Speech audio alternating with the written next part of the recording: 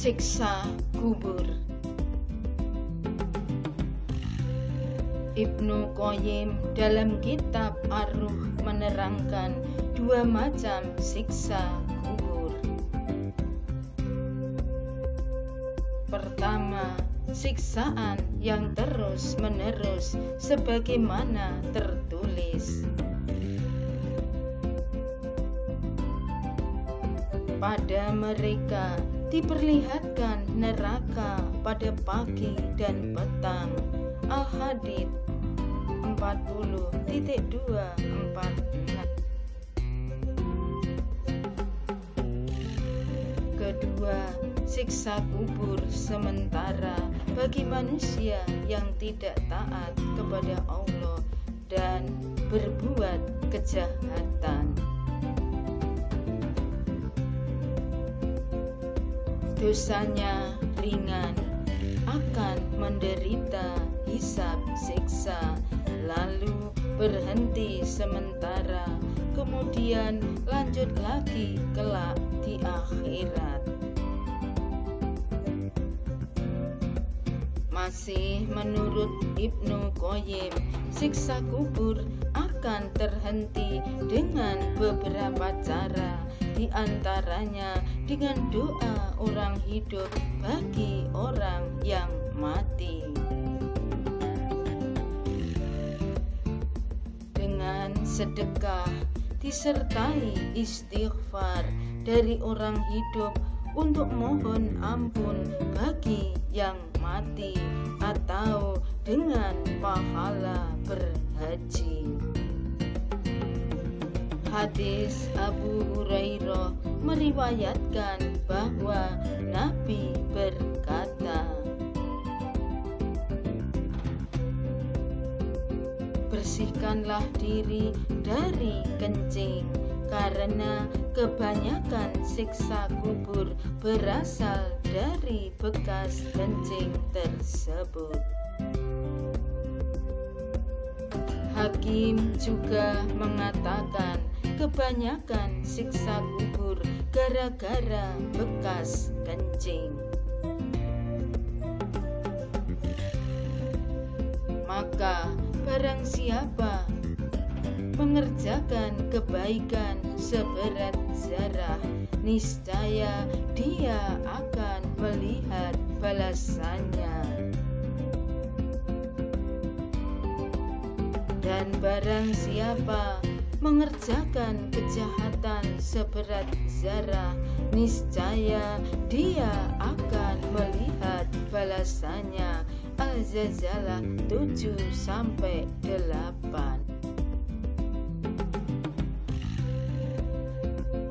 Rasulullah Shallallahu Alaihi Wasallam pernah bersabda bahwasanya, sesungguhnya apabila seseorang di antara kamu meninggal dunia, ditampakkan kepadanya tempat tinggalnya nanti di waktu pagi dan petang. Apabila yang ditampakkan ahli surga, ia termasuk ahli surga. Sebaliknya, apabila yang ditempatkan ahli neraka, ia termasuk ahli neraka.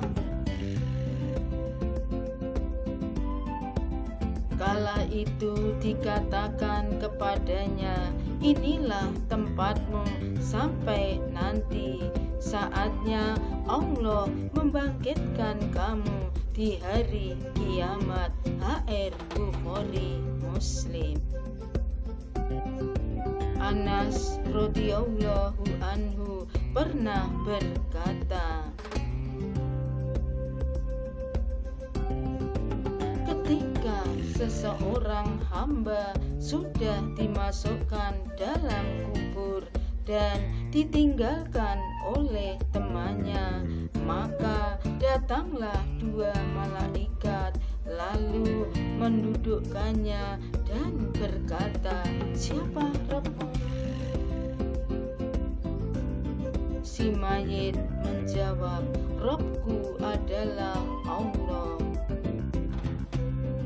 Apa yang kamu katakan tentang Nabi Muhammad? Adapun orang mukmin akan berkata, "Saya bersaksi dia adalah hamba Allah dan Rasul-Nya."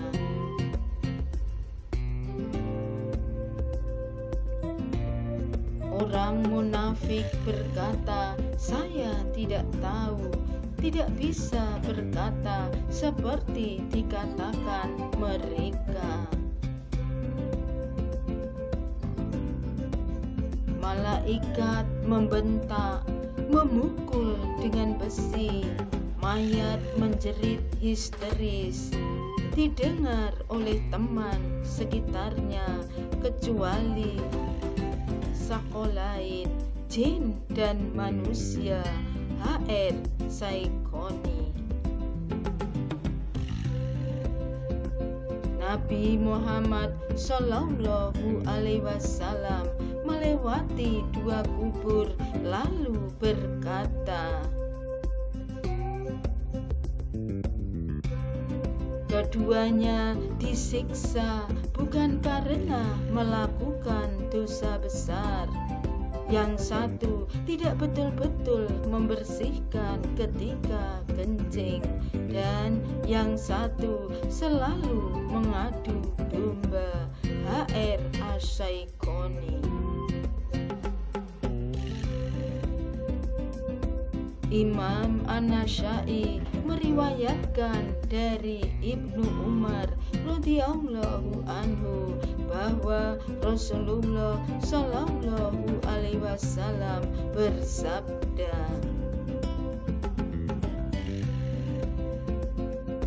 "Inilah yang membuat arsy bergerak, pintu-pintu langit dibuka dan disaksikan oleh 70.000 malaikat. Sungguh ia dihimpit dan dijepit oleh kubur, akan tetapi kemudian dibebaskan." HR An-Nasyai. Rasulullah Shallallahu Alaihi Wasallam bersabda, "Sesungguhnya kubur-kubur itu dipenuhi kegelapan bagi para penghuninya."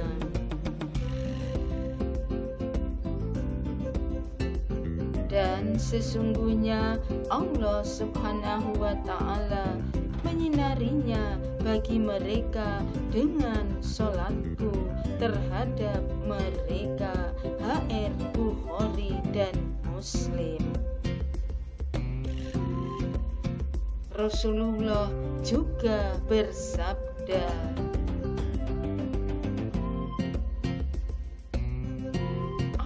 "Tidak melihat suatu pemandangan apapun yang lebih menakutkan daripada kubur."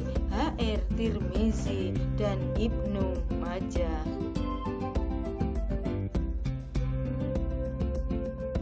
Sesungguhnya kubur itu adalah persinggahan pertama dari persinggahan-persinggahan akhirat. Bila seorang selamat dari keburukannya, maka setelahnya lebih mudah darinya. Bila seorang tidak selamat dari keburukannya, maka yang setelahnya lebih berat darinya.